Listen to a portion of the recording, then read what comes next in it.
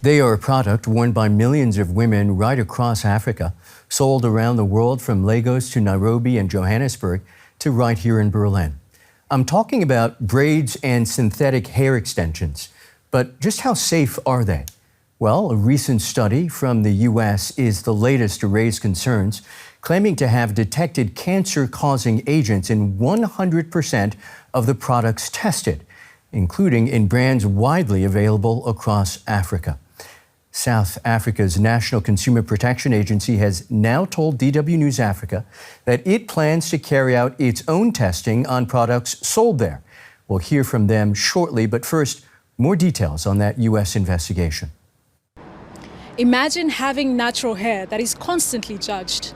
As a black woman myself, I know a thing or two about the struggles that black women face. Maintaining an afro is a difficult task, and so many women resort to going for braids.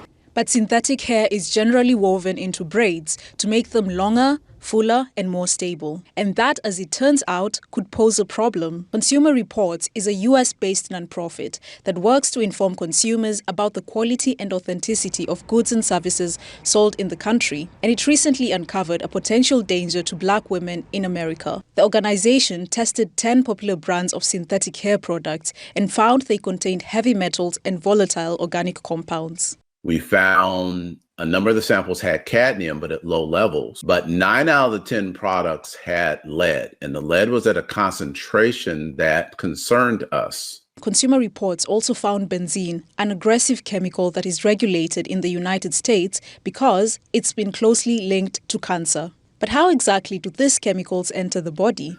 One is oral. So between you're handling it, it's brittle, it's on your hands, you touch your mouth, you eat your meals, etc. That's one. Another one is called dermal or transdermal, where the hair is laying on the skin and heat, humidity, etc. can cause, for instance, lead to migrate from that product into your skin. And then there's inhalation. The testing was built on a commentary by Crystal Thomas, a student at the Albert Einstein College of Medicine in New York. She went to a stylist to have her braids done using a popular brand of synthetic hair. Then, things grew very unpleasant. I had trouble breathing. I realized my throat was tightening up, and it got so bad that I would get up in the middle of the night and wash my hair multiple times. Experiencing constant discomfort, she removed the braids and set out to research possible health issues tied to braiding hair as part of her public health coursework. After learning what ingredients are in braids, I thought, okay, I don't want to just keep this as coursework. I want to take this to the next level and publish it in a commentary to have more research into this area, because I want a conversation about this now. The study has had an impact across the country. But with all this stuff coming out, I feel like I need to embrace my natural hair more so that I could just stray away from all of this chemical stuff. Do you think that this, at one point in time, will impact black women, even in the workplace, or black women who have no time to do their hair? I think it already is. It's already happening. It's why the study probably was done in the first place, because somebody noticed that something was wrong. Maybe they noticed that, like, their hair was itchy whenever they got braids, or they started to break out whenever their hair touched their face or their body. We definitely need to do more research. I feel like we're a group that's been overlooked, or maybe not as researched or studied, because we're not as valued in the same way in some spaces. And so I don't know that we know all there is to know. But at the same time, I have the synthetic hair and it's easier for me to maintain my hair this way. So I don't know that I'm going to stop tomorrow. In the wake of the study, many black women in America are now embracing plant-based alternatives. So for our material, the very first step in the process is a plant, right? It could be sugarcane, cassava, sugar beets, corn, right? That is the very first step of the process. You harvest that. With the synthetic hair that we have been using for decades on the market, the very first step is drilling a hole into the ground to extract oil. For many black women, braids made from synthetic hair have been a popular choice. However, the new research raises doubts about whether they will continue using it in the future. Thank you. So, what do people an ocean away in South Africa make of this? And are they worried that their braids might be causing them harm? DW's Diane Hawker visited salons in Johannesburg to find out. Hair salons like these are a staple across South Africa. We've come here to find out what hairstylists know about the chemicals in synthetic hair and the alternatives. You've got quite a lot of variety of hair products here. What did you say is most popular amongst your clients? The most popular hairstyle is braids. Yeah, braids with curls. As you can see, we have the hairpiece here and the curly hairpiece. That's the most popular hairstyle people they want. So recently there's been some research that revealed that there are some dangerous chemicals in a number of synthetic hair products. Is that something that you are concerned about or that your customers should be concerned about? Oh, no. Oh no, I have never really thought about that. As a hairstylist, what do you think you need to know when it comes to these hair products? I need to know the chemicals that are being used in things like relaxers and hair pieces, because some of my clients, they have sensitive skin. We asked another hairstylist about the findings, and she said there really isn't much information available. Yes, I believe people, if we are being more educated about it, will consider it and find out what is there and what is it going to damage with us. But I believe the synthetic hair we use here in Africa is good for our hair because we never had problems, we never had issues. So we also know that there are some options available on the table, obviously natural hair, but there are also some plant-based products coming into the picture. Do you think that South African customers would be interested in trying these products out?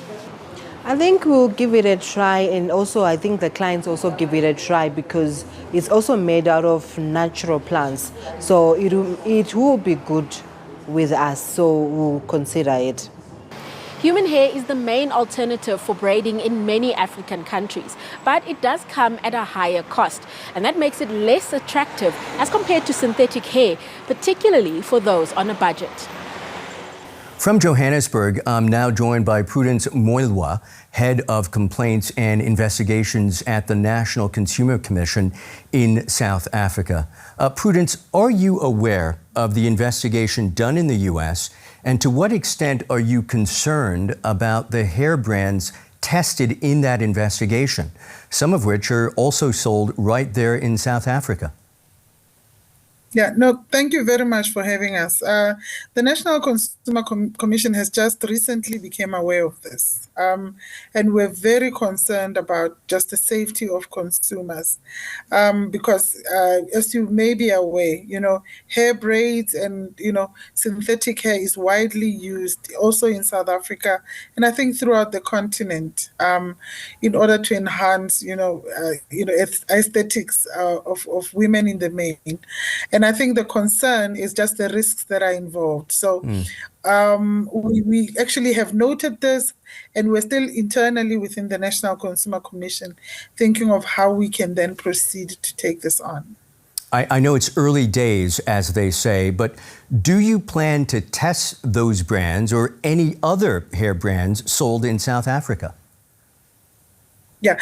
Look, usually what we do, especially when a product that is widely sold and maybe it is distributed or imported from other countries, the first thing that we do is we engage with the manufacturers.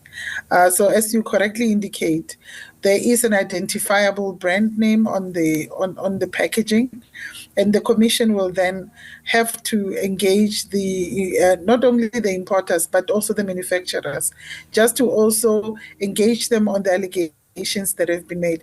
Because from the news report, we can then see that the rights groups or the rights group is the one that actually tested the product and made these findings. So it's very important to verify this information, talk to the manufacturers and see how we can then proceed. Okay, so it sounds that you're planning to be actively, very proactive, I should say, about this issue. You've already made it very clear that these products are popular in South Africa. But give us some perspective. Just how big a problem do you think this could be? Looking at the fact that every other person uses synthetic hair, right? And they're widely supplied, even in our own country. I mean, I know of a place in Johannesburg where literally they are widely sold in a big establishment wherein people go out there to sell hair.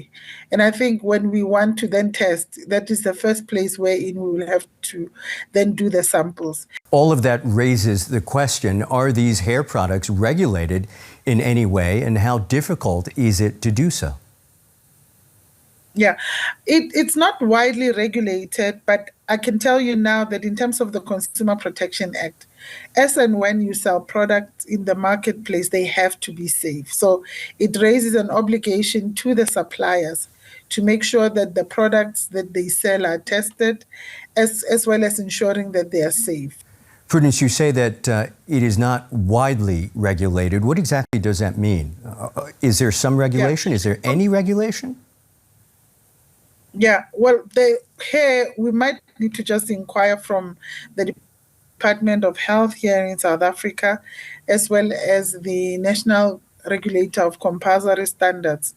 And just to also look at the South African Bureau of Standards to check if there are any other standards that are there. As you said, it's still early days.